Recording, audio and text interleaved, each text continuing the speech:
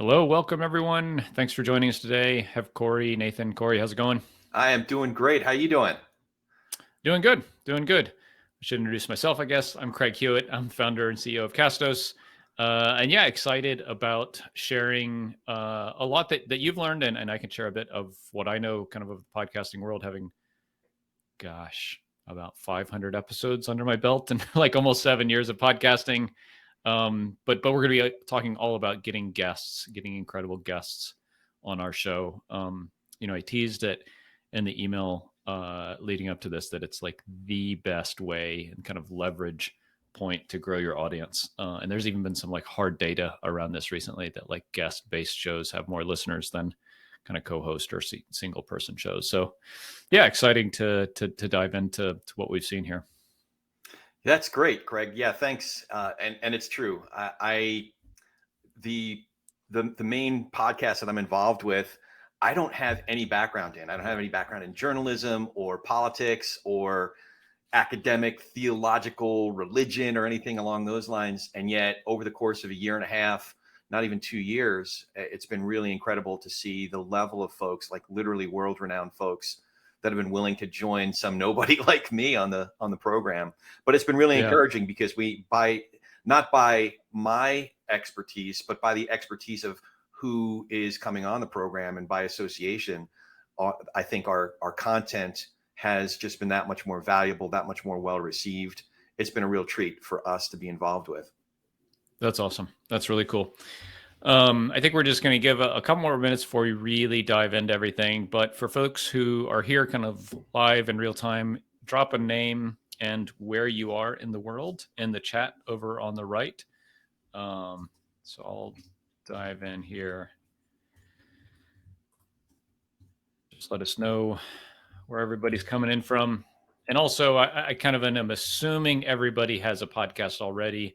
If you don't, that would be cool. If you're just here because you're thinking about starting a podcast, that would be cool to know too.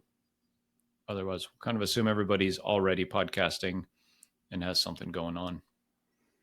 Oh, this is awesome. I'm already seeing we're international. We got some Vancouver, got a couple of folks from the UK. This is great.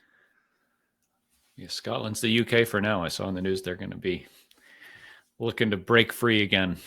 Oh man! So what would that be? Hot topic. Brexit squared or something? Yeah, I guess I don't know. It's more than we probably want to get into. Seriously. On this, oh no, that's my gig. Like politics and that's your whole thing, other. Right? So yeah. Florida's another one. Yeah, that I hear a secession is being talked about in Florida. Yeah, that's awesome. Okay, did you want? So I think we'll just give one more minute, kind of to 5 after, and then we'll kind of dive into things. Sounds good.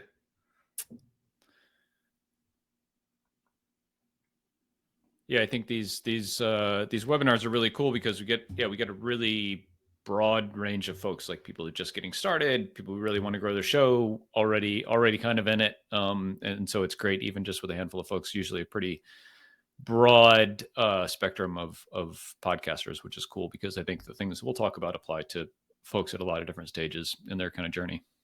Yeah, good stuff. Cool. Well, let's get rolling. Yeah, maybe so. Like, if you wouldn't mind giving your kind of elevator pitch of kind of who you are, what you do in the podcasting world, and why people might care. Who are you, and why is that important?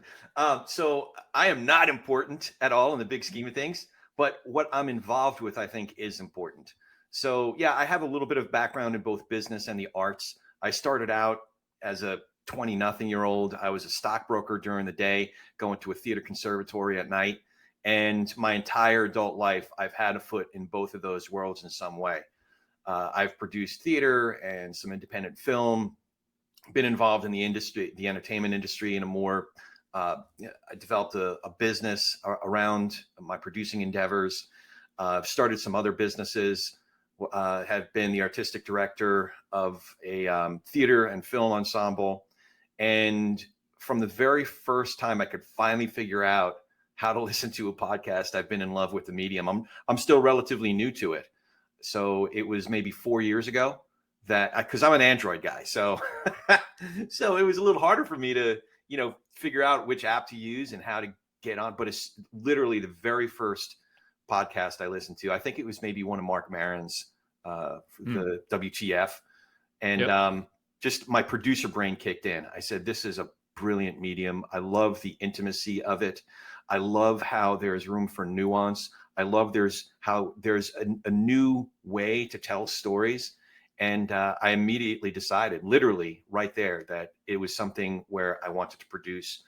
So I started, our first podcast was very industry specific, and it was a 2-year project. Did really great. It was about the history of the entertainment advertising industry. And so that's movie posters, coming attractions, that sort of thing, called Trailer Geeks and Teaser Gods. And we had the Hall of Famers, the absolute legends of that industry, from the guys who made the Star Wars and Jaws posters and the trailers, from the modern trailer industry to, some of your favorite ones of the last, 20, 25 years. The guy who edited the Little Children teaser, he also edited the Social Network trailer. The guy who the legend who edits all of. Anyway, that was my first foray into podcasting. And then I've produced other programs. It's usually somewhere at the intersection of culture and politics, culture and the arts, politics and the arts.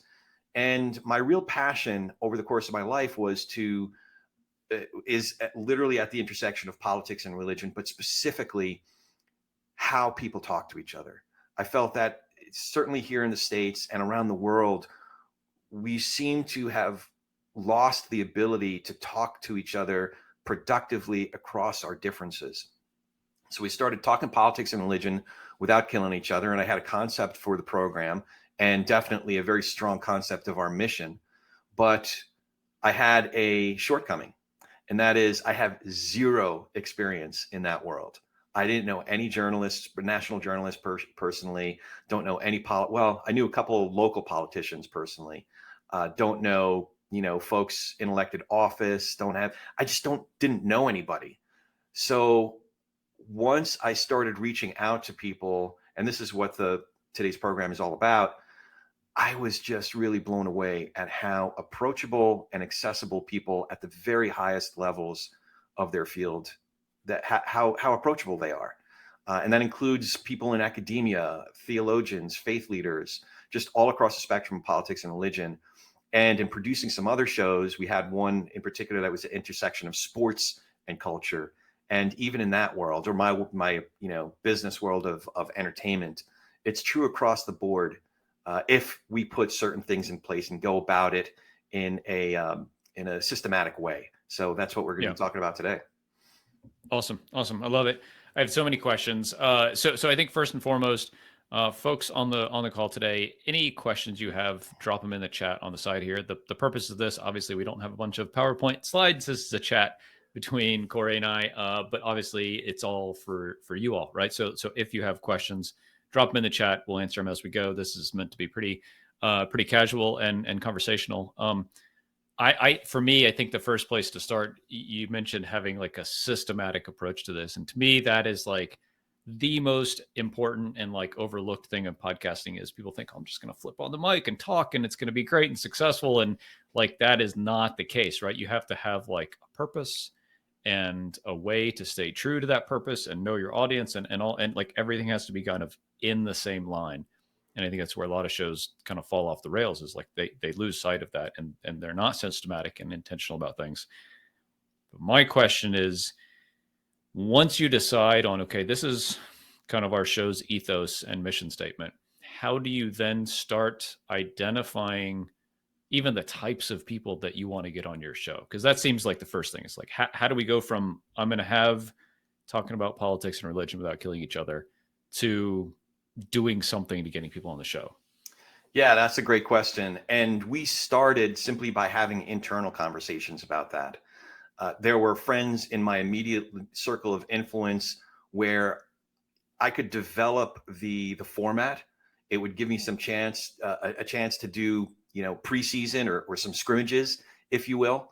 And along the way, begin to develop a wider circle of folks who I thought would be A+, A, and A- level guests. And I wasn't afraid to take big swings. even though, like I said, I didn't know anybody in that world. So I began to think about, first of all, who are people in that world, at that intersection of faith and politics, or politics and religion, that I really respect. Whose work do I admire? Who do I largely disagree with, but still have respect for? Because that's the ethos of the show. So as you're, and to your point of what you said before, having a clear direction. Yes, that's true, but also in pencil, because I've been doing it now for, like I said, about a year and a half, almost 2 years. And there are still things that I'm adjusting along the way.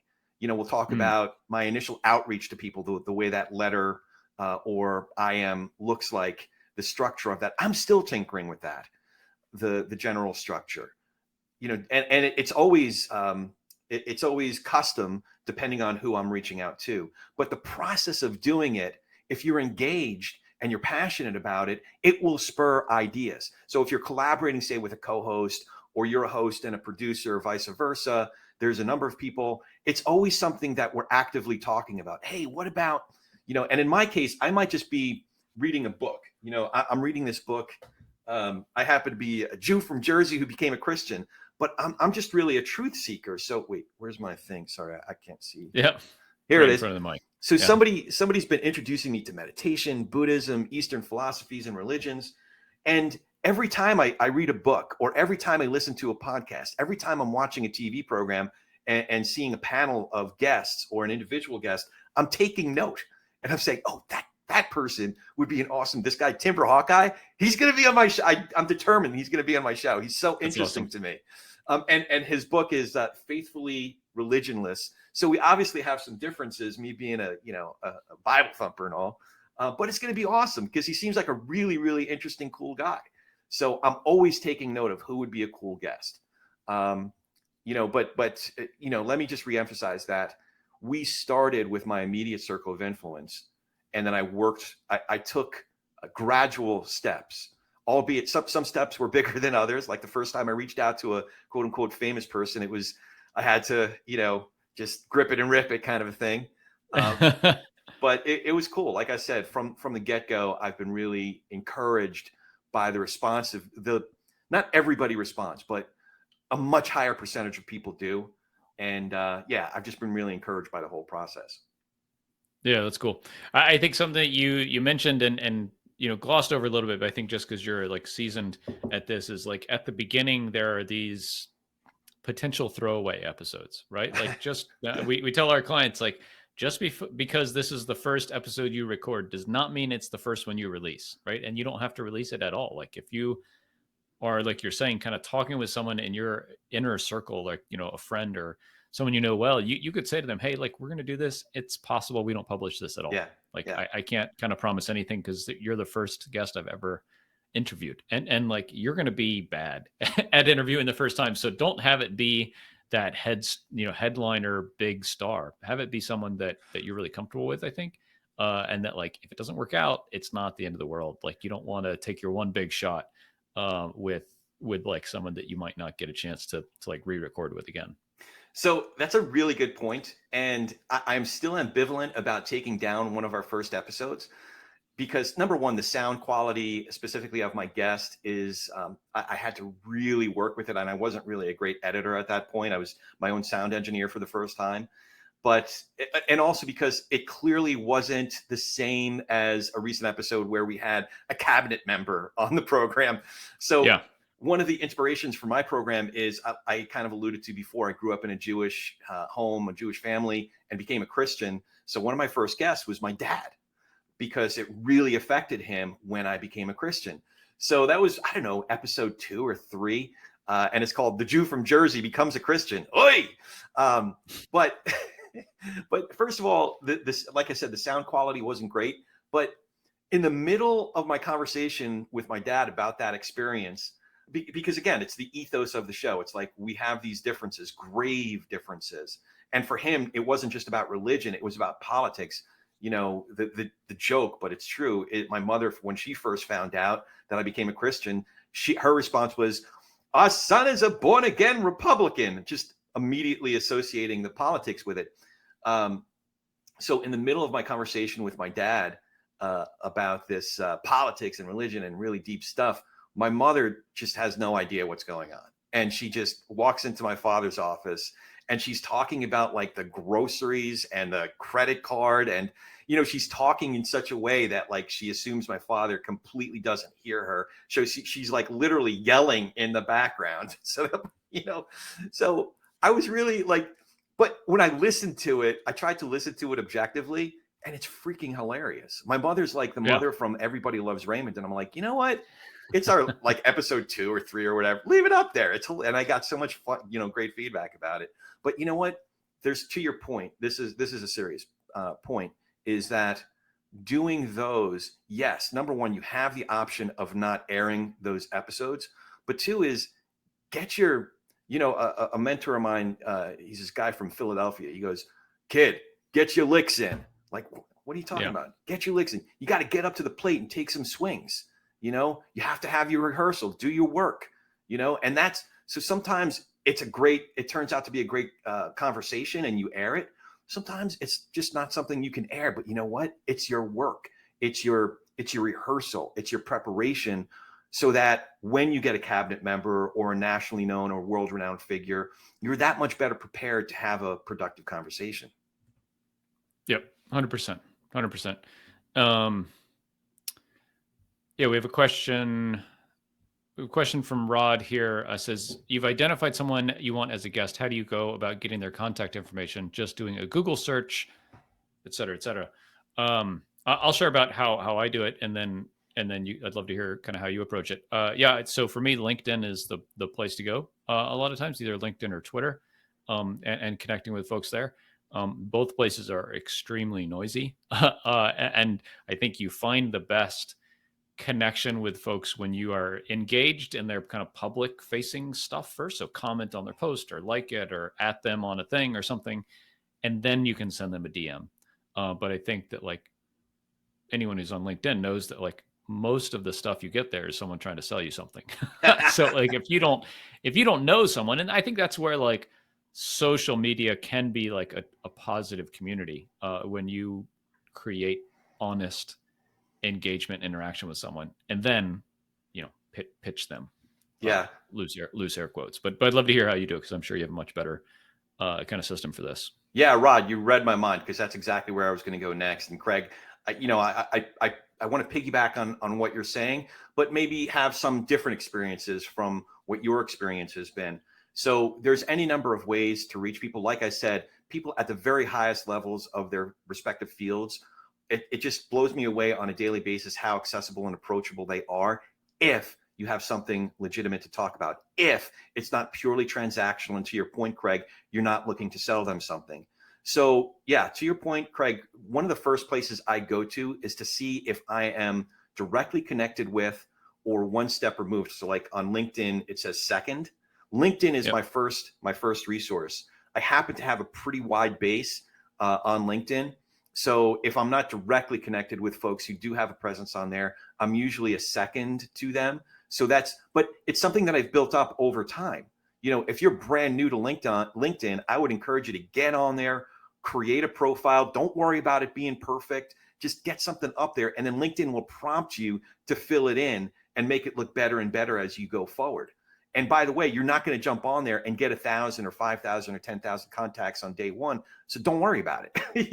You'll build up to 50 or 100 contacts, and that's okay. Those are the ones who are going to be seeing the early version of your profile. But that's really the number one way.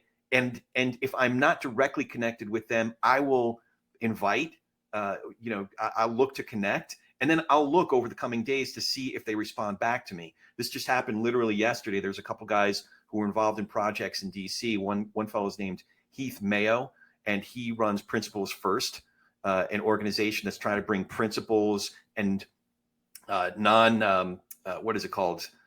nonpartisan types of principles back to our conversations about politics. And he linked up with me, and it was great. So now I have his email, and I'm going to send him, I've already sent him my initial note, which we'll talk about in a second. Happened a couple days ago with Miles Taylor, who was famous for writing the Anonymous column in the New York Times from inside the Trump White House. and he got back to me. We hooked up that way. But another way, to your point, Craig, is that folks have their own personal website, or their company or organization has a website.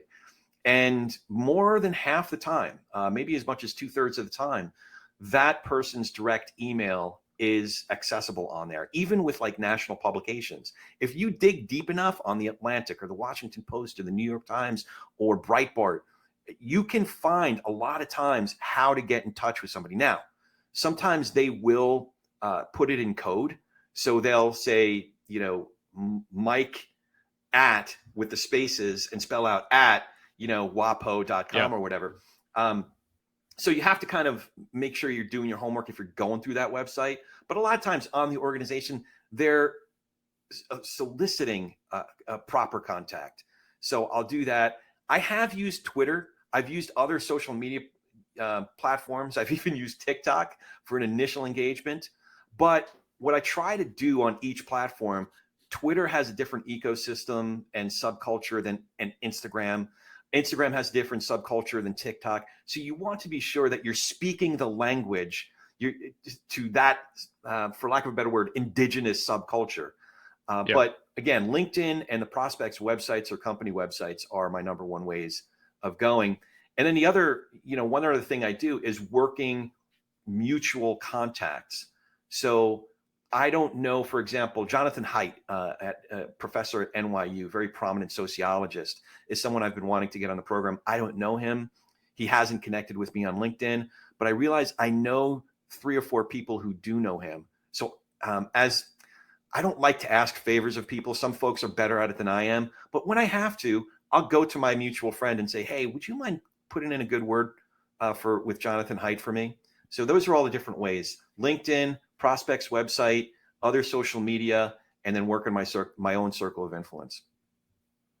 I want to touch on like the differences in your approach between like first or second degree connections and really kind of cold connections, but I don't want to spoil the spoil the tagline before we talk about like the outreach, because I think that might be the most important, right? Is like, okay, we've identified kind of this list or like areas where we want to try to reach out to folks because like they line up with the ethos and goal of the show.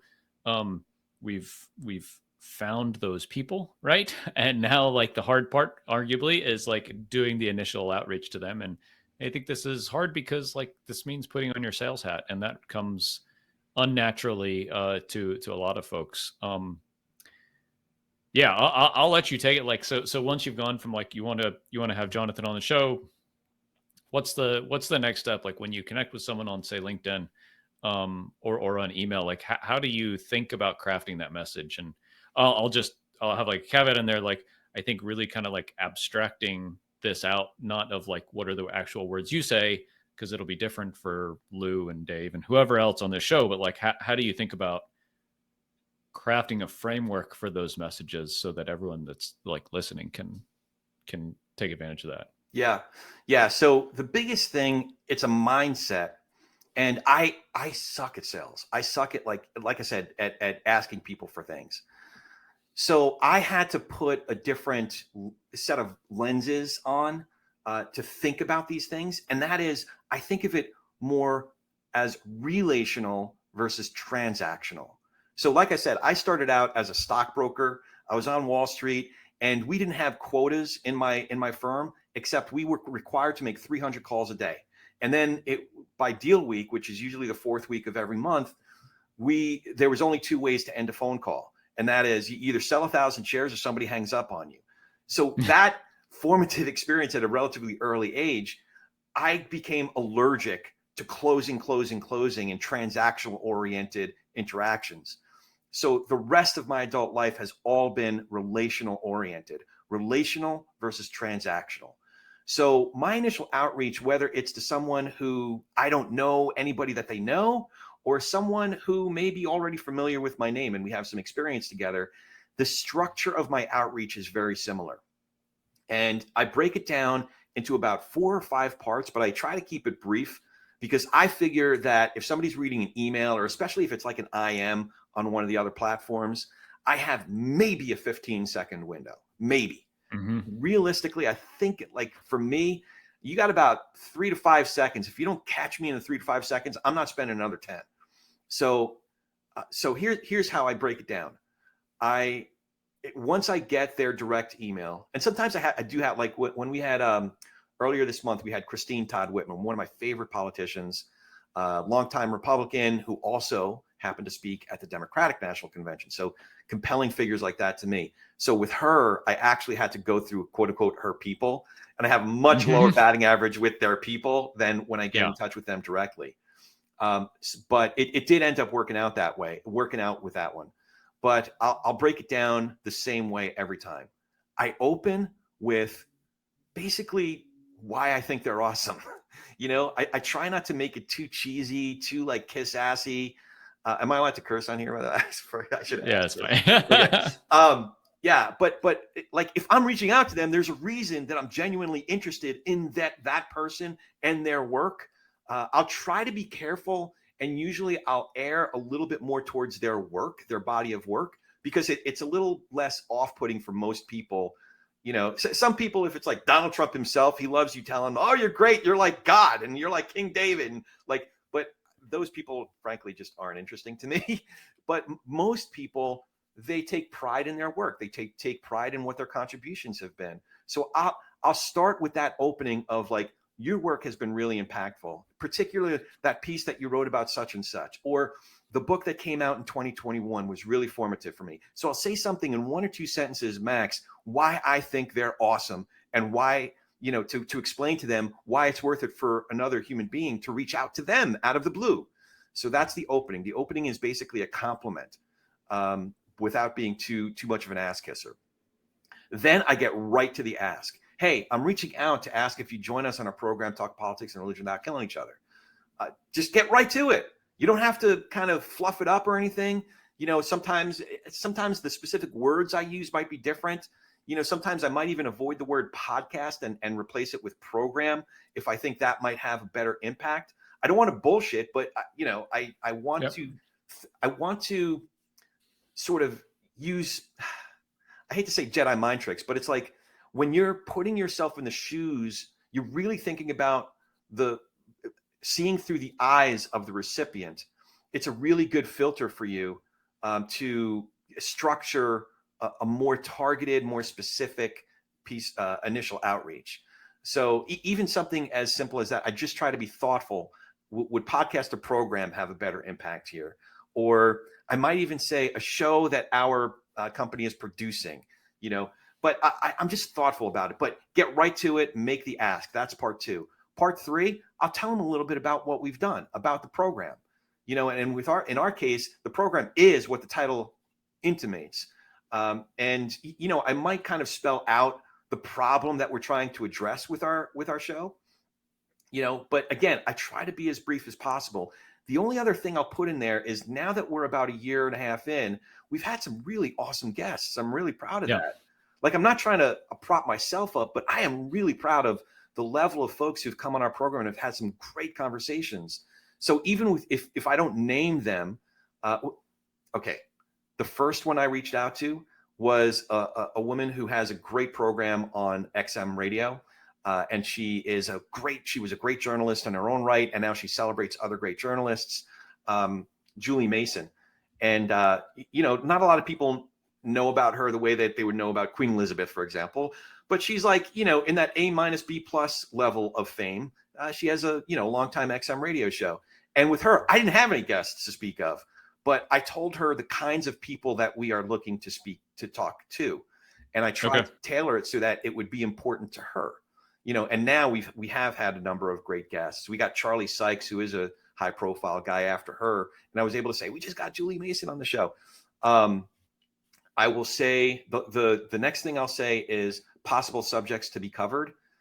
So I'll say, hey, we want to talk about, in Heath Mayo's case, we want to talk about principles first. We want to talk about your own trajectory in business and the law.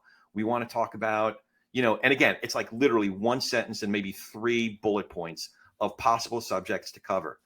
And then the last thing I do is I emphasize the relational over the transactional. So I'll close and say, hey, if nothing else, it would be an honor just to speak with you. Like I said, I respect your work. and it would be great just to have a conversation. And that's it. So opening, I tell them why they're awesome and why I'm reaching out. Get right to the ask. Hey, would you join us on our program? Tell them a little bit about the podcast, but not too much, 1 or 2 sentences max. Give them an indication of what I'd like to talk about, and then close with and reemphasize the relational over the transactional. I do add PSs now, but the PS is simply links to 3 to maybe 6 episodes max of other guests that we've had that they would know, they would respond to, they would be like, oh, I want to be on that show too. If, Don Roush has been on there and Will Salatan's been on there, so that kind of thing. So that's the structure of it.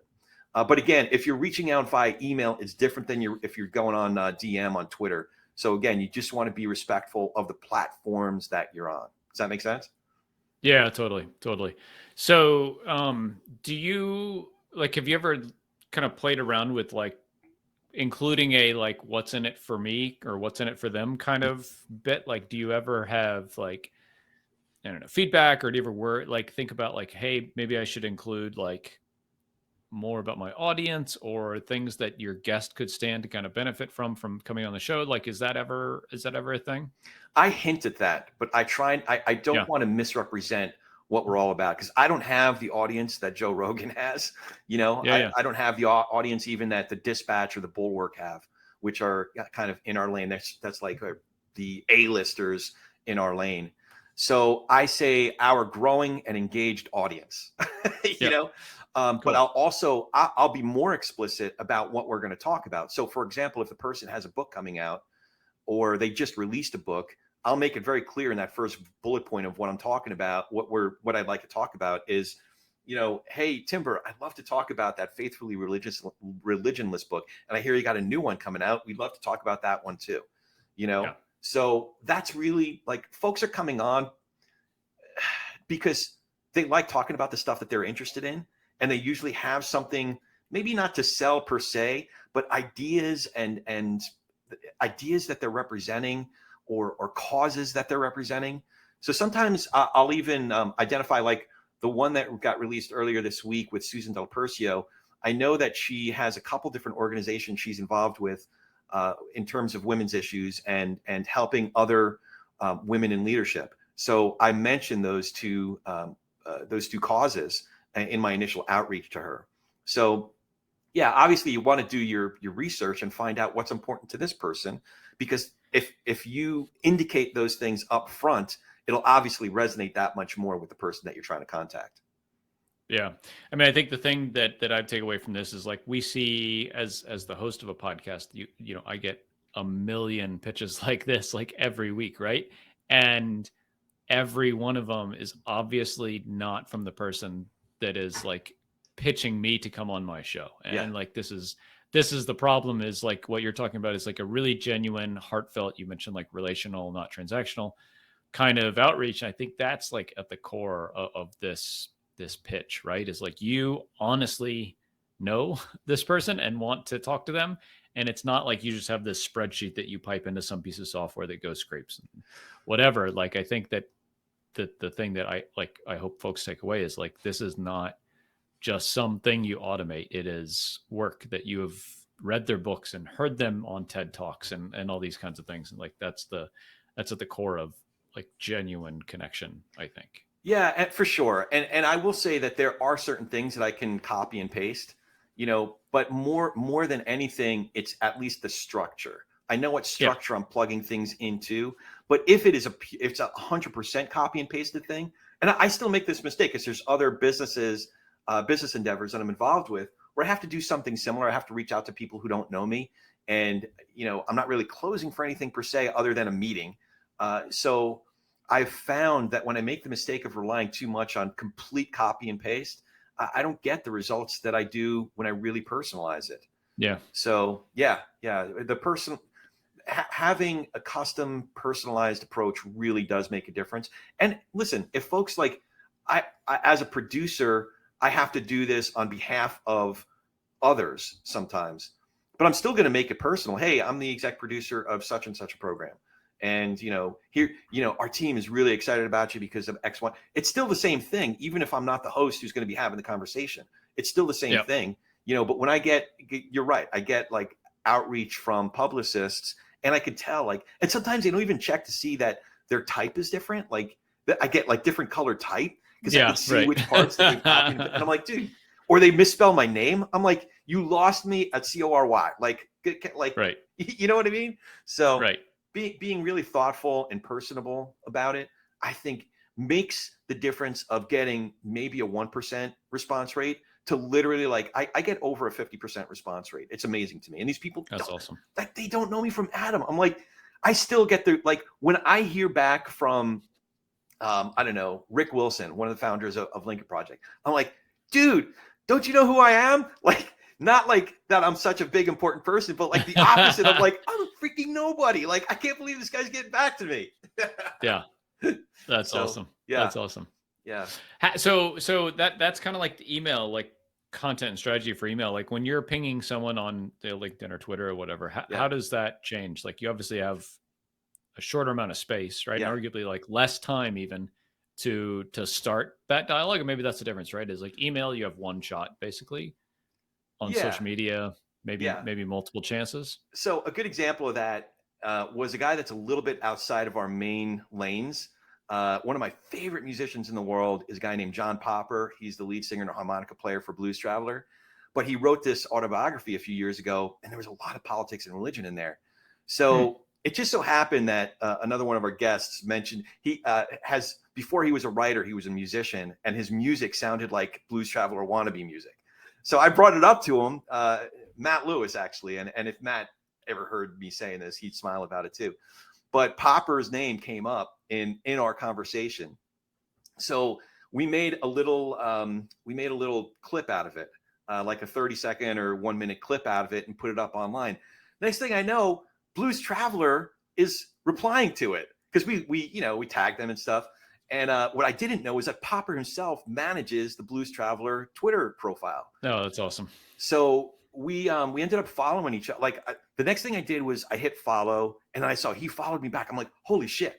I'm getting all like geeky about it, like fanboy about it. I'm like, all right, calm yourself down. He's just a person, But then I had the option of DMing him, and all I said on that first one was like, no, seriously, John, if you ever wanted to join, you have an open door, you have an open invitation to join us on TPNR. Because at that point he responded. I don't know how much he looked at the profiles or anything like that or read it, but he responded. So I'm like, take a shot. See if next thing I know, I'm in this dialogue with John freaking Popper. It was awesome. Yeah. And he sent me his email. I sent him a little bit more of a formal thing to tell him a little bit more about the show and what's involved, kind of along the lines of what we outlined before. And next thing I know, oh crap. Oh, there we go. Next thing I know, John Popper's on our show. It was great. I actually had Matt Lewis as a co-host for that one. So that was just, but yeah, like follow. Here's the thing, just to simplify that, follow the trail, pay attention and follow the trail where it leads. You never know what's going to come of it. So, yeah. I love it. Consistent with what I've seen is like genuinely engage with someone and comment on their stuff and be involved. And if you have this connection and like desire to be connected with someone, you are going to do that, right? And they are going to know you because you like their stuff and comment and engage with them. And it's not so unnatural to send them a DM and be like, hey, what about coming on the show? Like I'm super receptive to anyone that does that. Like in my social media. And so I think it's fair that you'd have a pretty high success rate there. I like taking it offline. I think that makes a lot of sense just because stuff gets lost in social media. And then let's talk about being prepared for an interview. Cause I think that this is where some folks drop the ball, right? They do all this work to get somebody really great on a podcast. And then I was on a podcast earlier this week and it's really obvious. We get on and they hit record and they're like, okay, well, tell me about yourself. I hate that. And I'm like, cool, fine. Right. But do the work so that, and this is really how I think about it. Do the work so that you can start the conversation way over here. You already know all of this stuff and your audience probably does too. So you can start with, okay, I just released this book. your next one's coming up. Tell me why it's different and why people should care. Yeah. Right. Not like, oh, I'm an author and right. So like for me, that's table stakes. But I'd love to hear how you prepare and how you help your guest prepare to be successful. Yeah, that's a great question. I think there's not much more to your sustained success than this. And that is, like you said, be prepared. So there's one bit of it that really isn't a mystery. It's not magic. It just takes some work. So if I have a guest on there that has a recent book, I'm going to read the book. And I don't know, most books you can read, like if you're a fast reader, maybe you can read it in 3 or 4 hours. I'm a slow reader, but I don't mind. Like that's my weekend.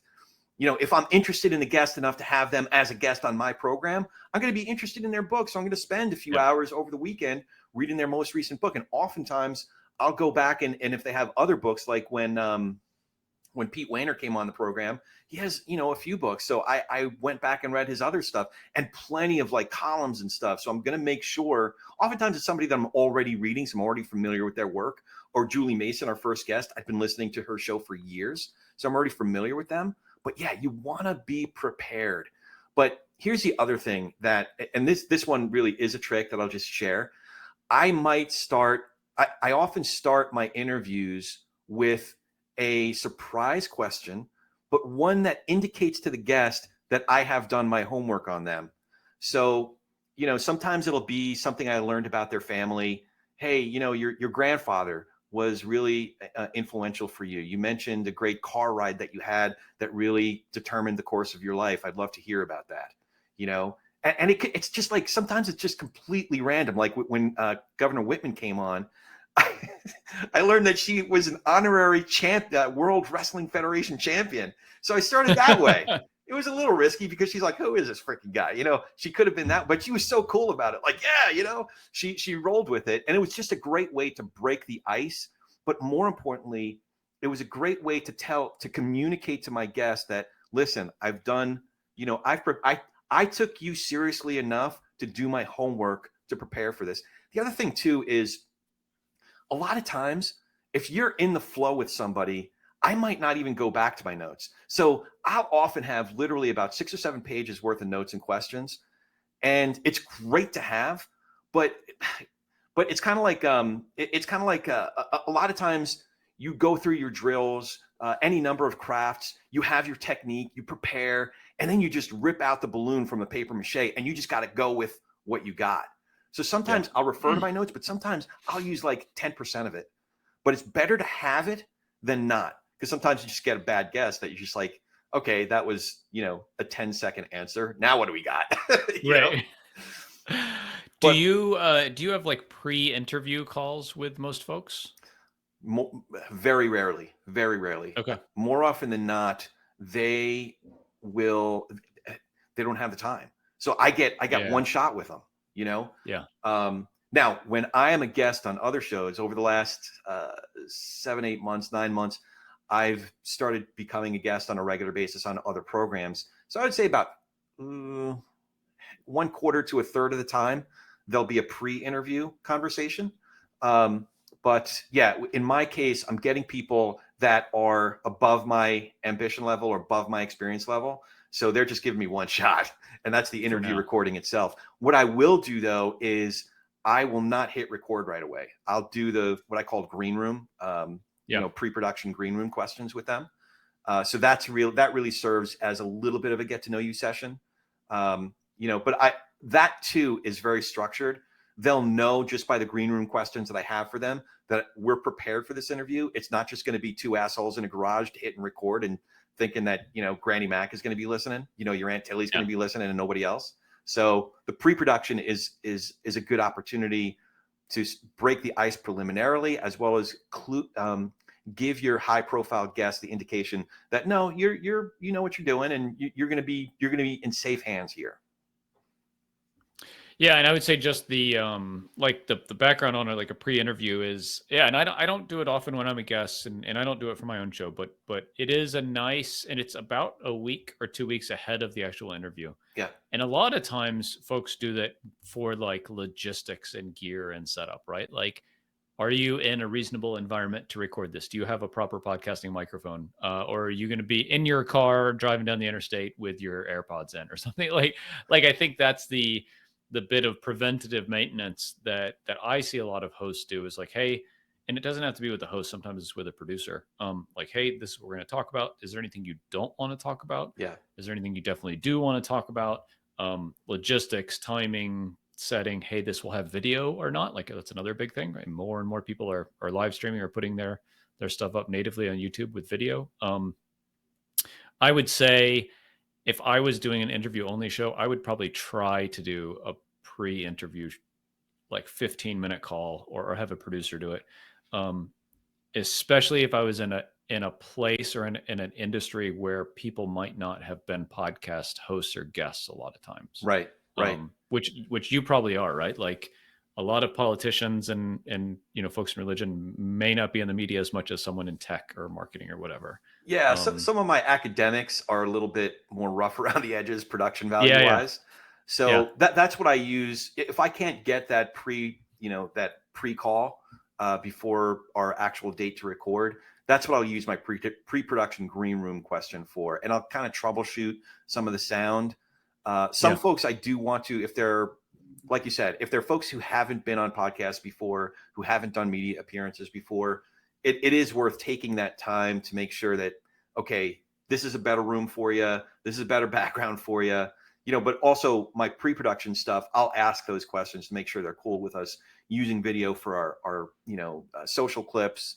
I also indicate, I stole a couple of questions from, I forget what's her name, NPR lady, great interview, Hall of Fame level interviewer, Terry Gross. So I stole a couple of pre-production questions from Terry Gross, preparatory things like, hey, if I ask anything that you're not comfortable with, just let me know and we can move on. So that's just the nature of my interviews.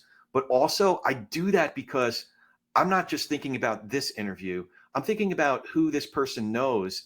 And if somebody checks with them, is it going to have been a good experience for them? Or maybe they can even recommend others for me.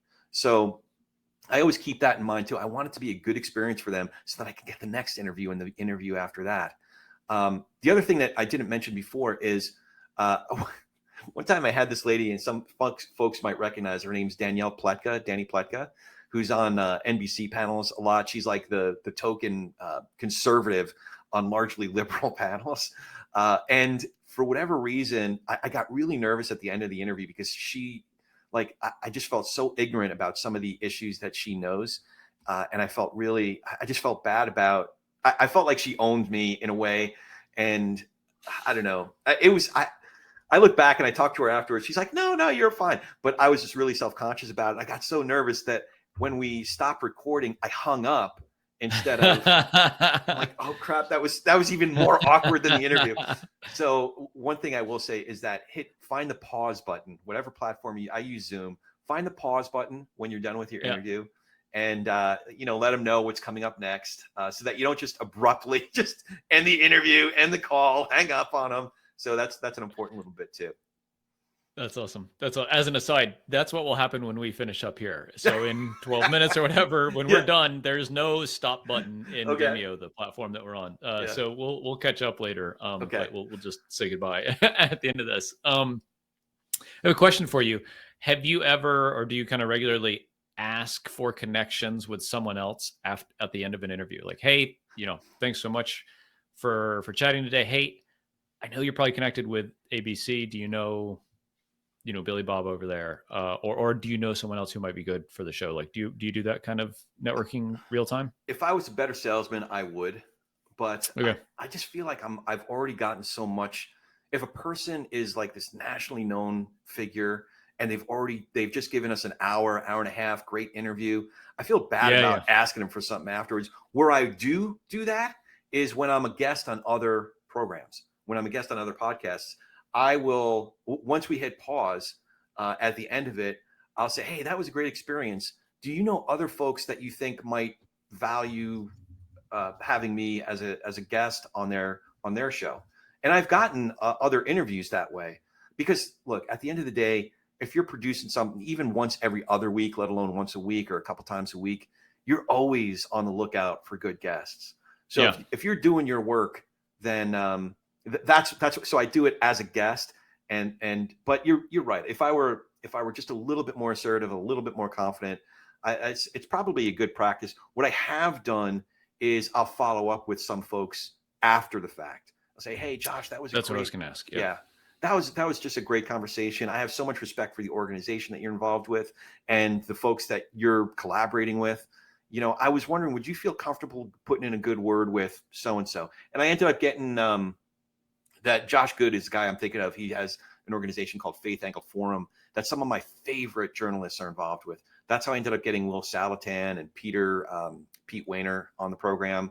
And then those guys led to other guys like Jonathan Roush here recently. So, yeah. Gotcha. Yeah, that's cool. Yeah, I think that's probably like best, right? Is you've already taken an hour of someone's time.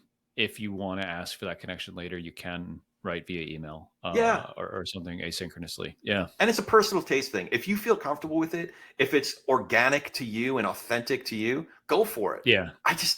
Maybe it's just me, and I don't quite feel that comfortable Yeah. after I've already asked so much of them and they've given so much, you know?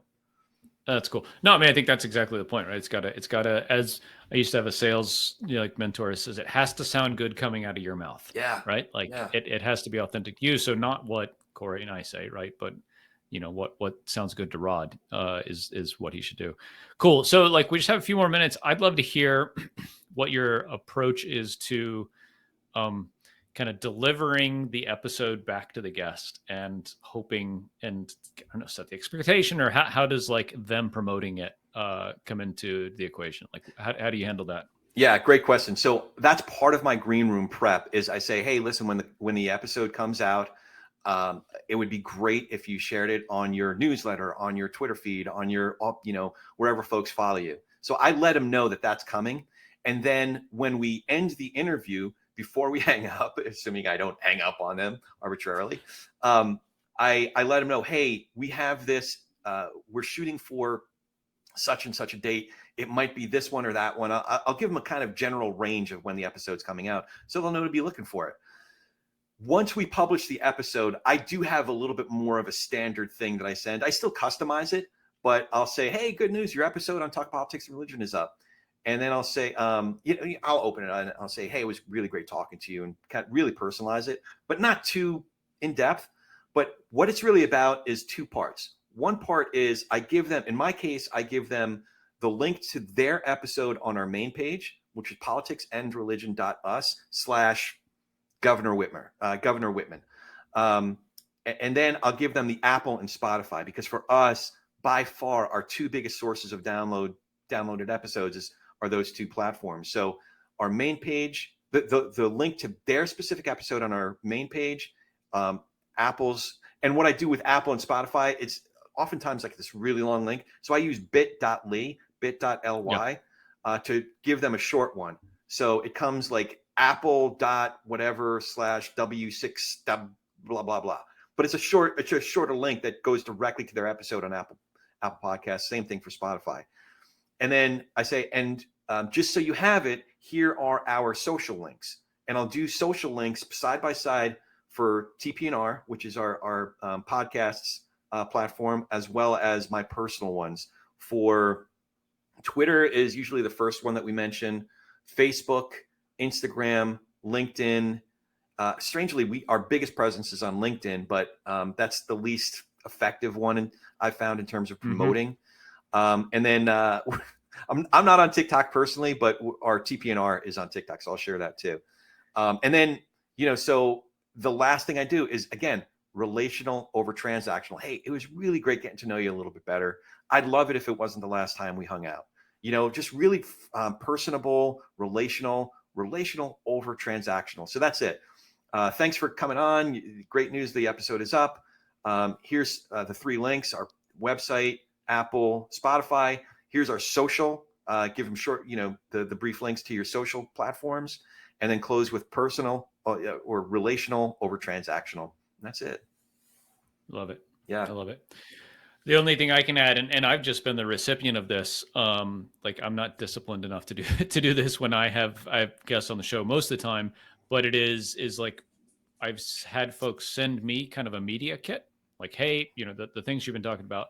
Additionally, here's an image that's specific for the episode, or a quote card, or an audiogram, and here's a pre kind of filled out tweet or social post.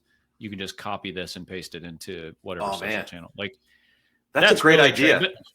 I mean, that's just like it's kind of like this 10% extra work that makes someone feel like you got your stuff really together. And again, like I don't do this, but I've been the recipient of it, and it's that bit of extra polish that like I'm much more likely to just copy that thing and paste it in Twitter than like, okay, I'll open up Twitter and I got to find their at whatever. And like,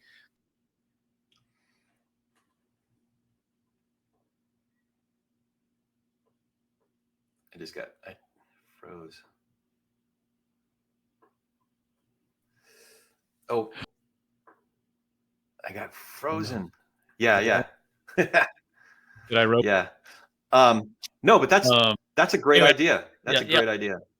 Yeah, it just helps a little bit to make it more likely that someone's going to share that out. Because I think that's like we talked about leverage at the very beginning, is like you grow your audience in an interview-based show by the guest sharing out and like cross-pollinating your stuff with their world. And I think that like whatever we can do to like get the good guests, do your homework to prepare, have a good episode, and then give them as good a chance as you can to share that out with their audience, like sets up the best chance for success. It's empirically verifiable. And those are some really great tips. I think I'll start incorporating a couple of them. But I've seen serious spikes when like Rick Wilson has a huge, over 1 million followers on Twitter. And all he did, it was nice, but it was just very brief. It was like, he had this great conversation, and shared a link or whatever. Or Charlie Sykes was one of our first really high profile guests. And he did it on Twitter as well as his newsletter. And all he said was, I did a thing. And he shared the link.